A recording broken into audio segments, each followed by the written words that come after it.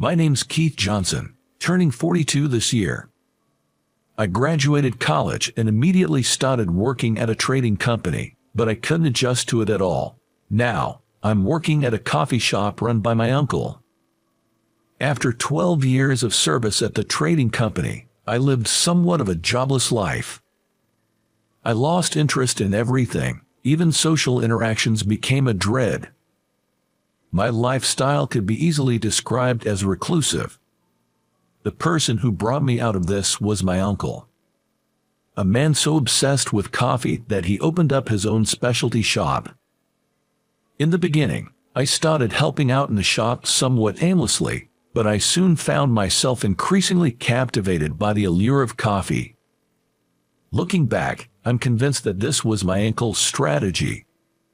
I'm naturally timid, not good at interacting with people. I was introverted, even shy. It's embarrassing to admit, but I've never had a girlfriend, even at the age of 42. I need to set the record straight, though, there's a reason for this. I was raised in a predominantly female household. My father passed away early due to illness. Living with my mother and two assertive sisters, and on top of that, there are even more assertive younger sisters. My place at home was minute, to say the least. Growing up surrounded by strong women, I developed a kind of fear and respect for women. I grew into a man too intimidated to approach women. I'm okay with the regulars at the shop, like the older women, but that's about it. Even the local elementary school girl, Emma, calls me Keith casually. That proves how low-key I am. My uncle's coffee shop attracts coffee lovers who gather almost daily. Many of them are even more knowledgeable than me, so I have a lot to learn. I can't do without a notebook at work. I jot down everything I notice or have been taught, so I don't forget. My uncle calls it secret notebook. While I was checking new coffee beans with my notebook in hand, the doorbell rang with a jingle. "Excuse me, hello." Spotting me, he cheerfully greets me, deftly maneuvering his wheelchair closer to the counter. He smoothly transfers from his wheelchair to the stool at the counter using only his arm strength. As always, he does it with ease. His name is Alex Miller, a regular at the shop and a wheelchair user. When we first met, I didn't know how to act. Should I help him? If so, how should I assist him? All I could do was fret. As I stood there worrying, Alex, just like today, smoothly sat down at the counter and laughed. Don't look at me like I'm performing a circus act. From the day we met, Alex and I became good friends. Alex, a coffee lover who frequents this shop, is a treasure trove of knowledge for me. Eager to learn everything, I listen to Alex share his knowledge. Despite being best friends, Alex is only 28 this year. He is 14 years younger than me. And yet, Alex seems far more mature than me. I feel like he's experienced a much denser life than mine. Despite probably having had difficulties that he couldn't share with anyone, Alex was always cheerful. He's the kind of guy who laughs off the fact that I quit my job and stayed home for a few years. Currently, Alex is working as a translator from home and often visits the shop to take a break. He often works at the counter with his laptop until closing time. Many of our regular customers are also fans of Alex. Alex is ridiculously handsome. And he's so polished it's somewhat intimidating. I once went shopping with him for clothes. At that time, the outfit that Alex had chosen for me has now become my go-to for important events, just waiting for its moment to shine. But even someone as flawless as Alex has a weakness. Alex has a twin sister. It seems that he simply can't stand up to her. I've been to Alex's house a few times. I've met his mom, but I've never met his sister. I heard some somewhat scary rumors from our regular customers around the same age at the shop. The most common rumor is that she used to be a punk. I didn't ask Alex directly, but I heard this from our regular customers and the clerk. As someone who's not good at women, assertive women are my worst nightmare. I swore to myself that I would definitely keep my distance. Who would have thought that such a turn of events was waiting for me? That day, after working at the shop until closing time, I drove Alex home. His home is on the way, so it is no big deal to drive him home. I ran into Alex's mother, Marianne, who had just come back from her part-time job, at the entrance. It had been a while since I saw her last, and Marianne has a strikingly beautiful face. As we were making small talk, Marianne suddenly clapped her hands together as if she had an idea. Then she said to me, "Keith, would you like to go on a blind date?" I was flabbergasted at the sudden proposal of a blind date. But Marianne, with a grin on her face, moved the conversation forward. Basically, she was suggesting that I go on a blind date with the rumored sister.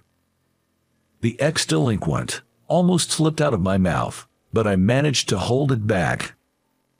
Alex said, "That's a great idea."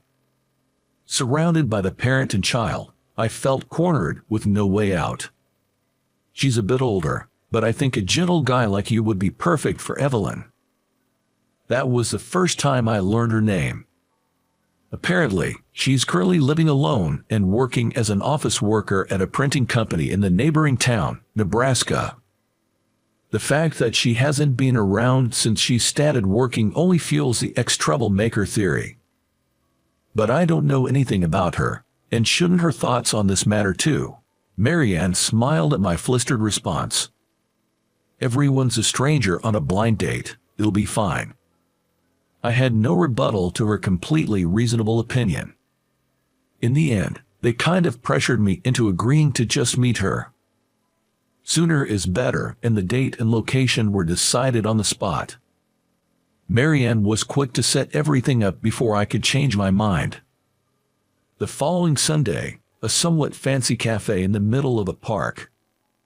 That's where I was going to blind date Alex's sister. The weather was incredibly nice, and the park was filled with families. When I told my uncle that it was a blind date, he let me have the day off without a second thought. Alex would be there too, figuring I'd be nervous at first. I wore the outfit Alex had chosen for me and waited for them to arrive. "Keith, sorry to keep you waiting," Alex's voice called out. I turned around to see Alex in his wheelchair, smiling.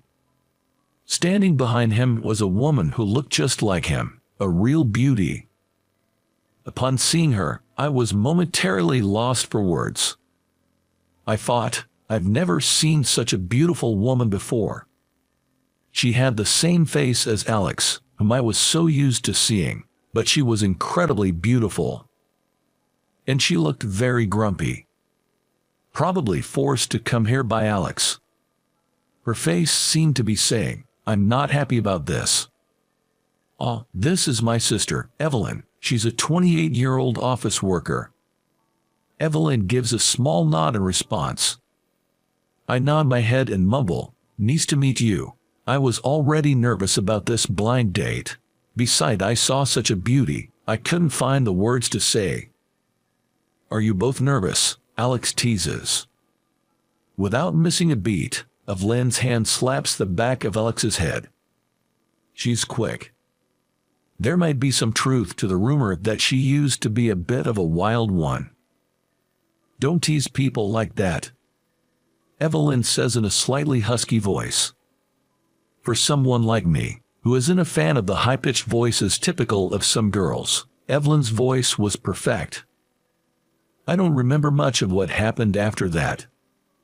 Alex kept the conversation flowing, and Evelyn and I responded with yes and no. That was our blind date. When Alex left, we sat in silence, and time seemed to stand still. Thank you for today. I appreciate you taking the time out of your day off too."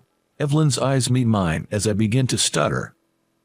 Feeling as though I'm being stared by her, my words trailed off. No, I should apologize. Alex and the others pushed you into this, Evelyn says, bowing her head. She seemed far removed from her wild past, which left me speechless.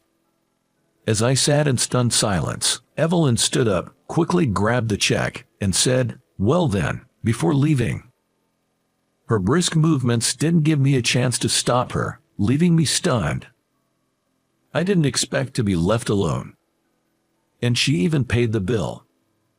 At least the blind date mission was accomplished. I gazed at the park, thinking that as long as we had met, Alex and the others would be satisfied. The next day, when Alex came into the shop, he asked me about what happened after he left, but there was no progress and nothing to talk about. Evelyn left before me. I said, trying not to look at Alex. He then handed me his phone. What?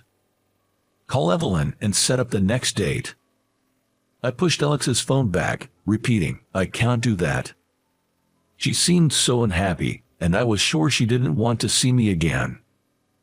I'd let her pay for the coffee even though she's 14 years younger, and I figured she must be annoyed. As we shoved phones back and forth across the counter, the doorbell rang, announcing a customer. Welcome. As a reflex, I greeted the customer with a smile and saw Evelyn with a sour look on her face. I froze for a moment. I nodded to Evelyn and moved over to Alex. What, Evelyn, are you off work today? Alex, surprised to see her out and about on a weekday. I took a day off. You see, there was a solo exhibition for Professor, but more importantly, you shouldn't be going out dressed so lightly. Evelyn responded, placing a blanket on Alex's knee. In her hand, she held a small silver oil heater.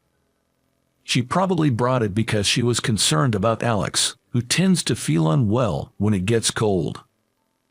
Oh, the wood carving exhibition, right. It's next week, isn't it?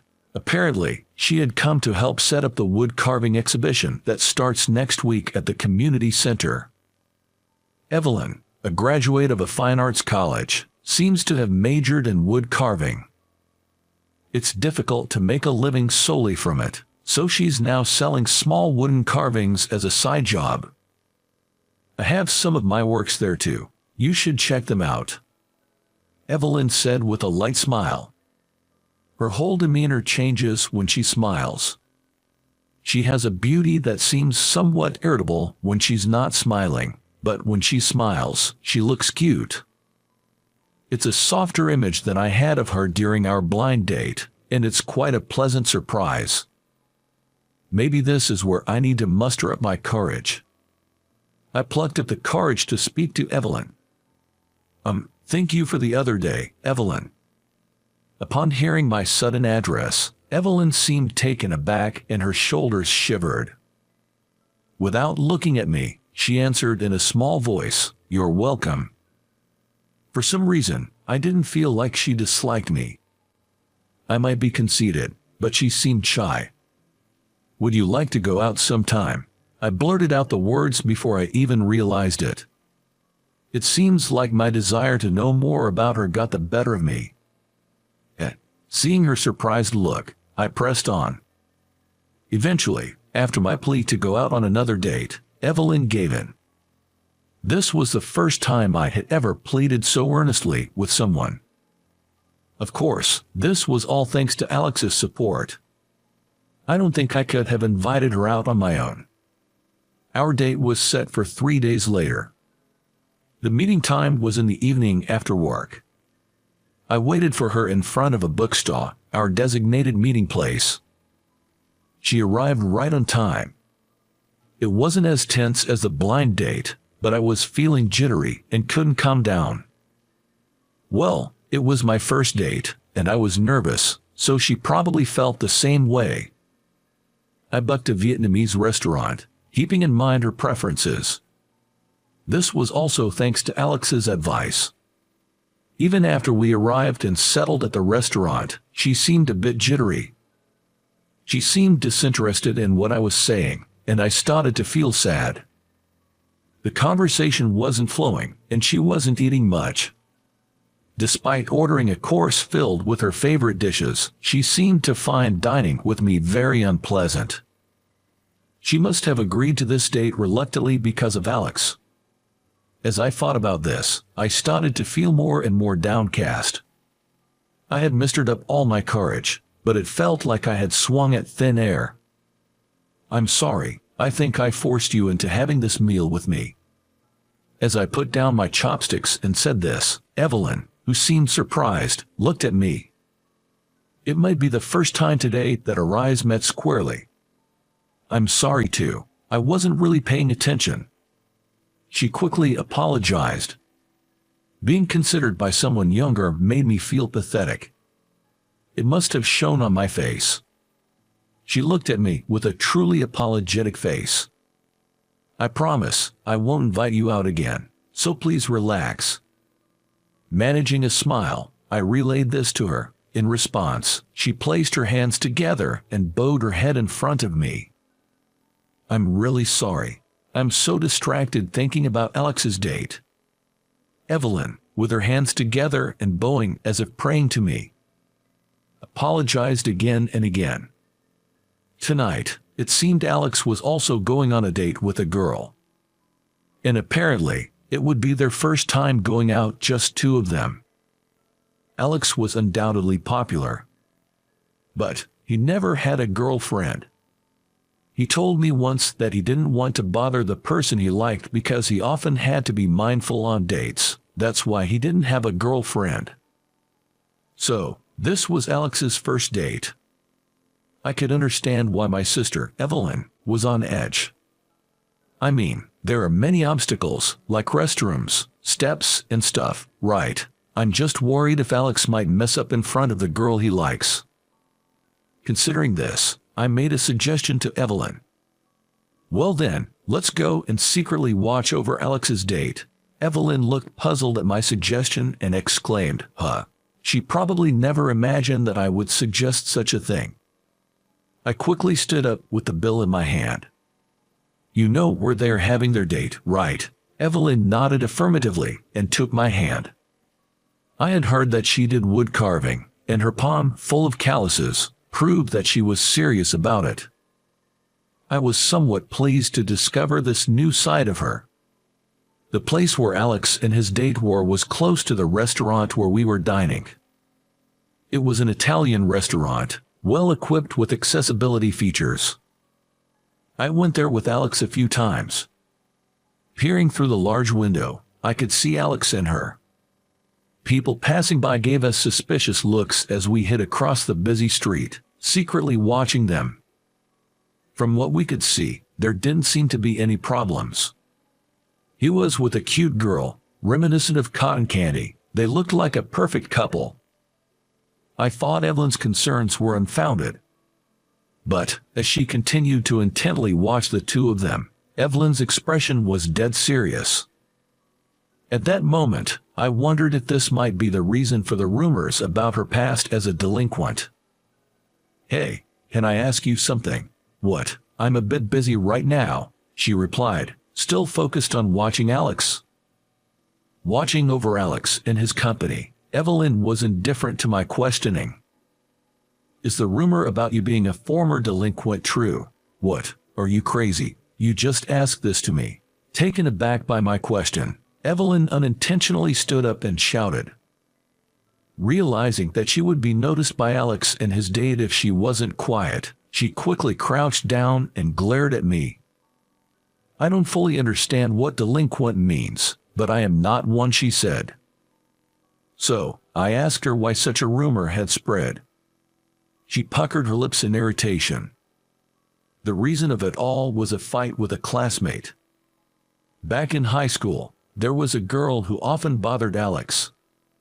One day during gym class, that girl purposely blocked Alex's wheelchair with her belongings. Unable to exit the classroom, Alex attempted to get past the items but ended up toppling over with his wheelchair. When Evelyn found Alex in this state, she was livid and attacked the girl. She dragged the girl through the hallway to Alex and forced her to apologize. The girl cried loudly, refusing to acknowledge what she did. Evelyn, who dragged the girl around while she was crying out loud, later became a feared entity. That's said to be where the rumors of her being a former delinquent started. She admits that she may have gone too far, but she smiled and said she had no regrets. She probably thought that girl was trying to get Alex's attention. Evelyn said she also came to that conclusion as an adult, but she couldn't forgive it. So, the supposed ex-delinquent sister was just a sister who loved her little brother. The misunderstanding somehow made me chuckle. As I was laughing quietly, Evelyn smacked my back. "Evelyn, would you seriously consider dating me? I know I'm like an old man to you, but what do you think?" Her eyes widened in surprise at my confession, while I was crouching hidden behind the shrubs. No good. I gave it another push, and Evelyn stood up, brushing off the fallen leaves on her knee. She started walking, so I hurriedly followed her. As we walked shoulder to shoulder, Evelyn looked up at me from the corner of her eye. Then she said, "Show me that thing of yours." "Excuse me, here, now." "You showed it to Alex, but not to me." With a harsh whisper, I gulped. "Show me that, your notebook." By that, Evelyn meant my notebook where I jot down what I study about coffee. I have showed it to Alex once. Apparently, Evelyn heard about it from Alex. I wonder why she wants to see such a thing. While puzzled, I pulled the notebook out of my bag and handed it to Evelyn. Taking the notebook, Evelyn sat on the edge of a flower bed and started flipping through it. After about 5 minutes, she looked up from my notebook and smiled. "You passed." What passed? As Evelyn returned my notebook to me with a smile. I was clueless. "Looking at this notebook, I can see what kind of person you're, Kita. I can tell you're very sincere and serious." Is this what they call hot and cold? Suddenly, my heart started pounding. "So I'm sure there are many things I don't know, but please take good care of me," Evelyn said, bowing her head to me. The sudden turn of events left my mind reeling. "Does this mean you've agreed to be my girlfriend?" I couldn't help but confirm, and instantly, I felt an impact on the back of my head. It seems she still had the habit of hitting first. That day, we talked about our dreams for the future. I have a dream of becoming a barista. Evelyn had a dream of becoming a wood-carving sculptor. When it comes to talking about our dreams, we both get excited. Evelyn suggested making a competition out of who can realize their dream first. I agreed. It was a moment that I convinced myself to become a barista seriously. There exists something called barista study abroad. It's a study abroad where you intern at overseas cafes and gain professional knowledge as a barista. Half a year after starting to date Evelyn, I was in Italy. Even before me, she quit her job and started working as a wood-carving sculptor in earnest. I couldn't stand the idea of being left behind, so I decided to study abroad. Knowing that if I go abroad, we'd end up in a long-distance relationship, I expected her to stop me, but Evelyn kicked me out the door with a push on my back. I wanted her to say she would miss me a little, but her apparent relief was just like her. Yet, being cheerfully sent off made me feel like I was being brushed aside. She hardly ever reached out. After my internship ended, I kept dragging my return home and started avoiding meeting her again. I kept thinking, what if she's disappointed in me, or maybe she's not contacting because she found someone else? For half a year, another half a year, I ended up spending 2 years in Italy. I had also earned a few barista qualifications that are recognized in Japan. I could return home now, but I couldn't make up my mind. Plus, I was a little sad to leave Italy. I had been working part-time at the same long-established store where I did my internship. The chime of the doorbell rang out in the empty cafe, signaling the arrival of a customer. As I lifted my face from the coffee I was brewing, I saw an unbelievable face. It was Evelyn, who was supposed to be in Japan. She had become even more beautiful over the 2 years. With a glare fixed on me, she sat down across the counter, right in front of my eyes. "You've kept me waiting too long." Still glaring at me, as she thrust a flyer in front of my eyes. The flyer was for Evelyn's solo exhibition in New York. I realized in an instant that Evelyn had achieved her dream. "I'll treat you to a cup of coffee," I say calmly, suppressing my joy, and start working with my hands. Evelyn seemed a little displeased that I wasn't flustered as before. "Well, you'd expect some changes after spending 2 years in Italy. Smooth interaction is also necessary for a barista." Evelyn waited for her coffee with a pout on her beautiful face. I thought it ruined a good-looking face. I placed a latte with latte art in front of Evelyn. Upon seeing the latte art, Evelyn muttered, "Damn it." I almost laughed at her adorable frustration. But I was nervous too. The latte art on the latte I handed over read, "Will you marry me?" and Evelyn stirred it violently with her spoon, pretending not to see. She drank the latte in one gulp, with a look of indifference on her face. "I'll have to treat me to another 100 cups to make up for the wait." "I'll write it as many times as it takes until you're satisfied," I replied. Evelyn seemed pleased with my words and nodded. Then she whispered, "Don't forget what you just said." I got Evelyn's consent to our marriage 3 days later. When I murmured, "You fell pretty easily, didn't you?" she hit the back of my head with a surprising force. I guess she remained aggressive for the rest of her life.